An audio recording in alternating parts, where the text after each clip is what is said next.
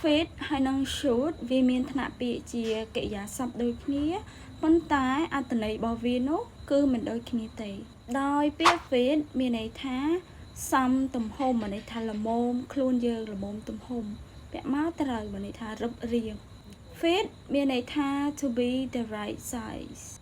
ឧទាហរណ៍ដូចជា this dress fits me well មានន័យថាអូយរ៉ូបនេះល្មមខ្ញុំបាច់មកមានន័យថាត្រូវរូបរាងមកពាក់មកគឺក្លឹបឧទាហរណ៍មួយទៀត this shirt fits perfectly មានន័យថាអាវយឺតនេះគឺល្មមទំហំល្អឥតខ្ចោះហ្មងចំណែកពាក្យ should មានន័យថាវាសមជាមួយយើងពេលយើងពាក់ទៅវាលើកសម្រស់យើងពាក់ទៅគឺឃើញស្អាត should means to look good on someone ឧទាហរណ៍ដូចជា that color suit you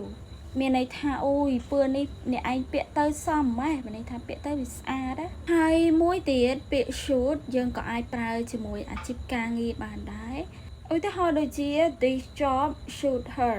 មានន័យថាការងារមួយនេះគឺសមស្របសម្រាប់នាង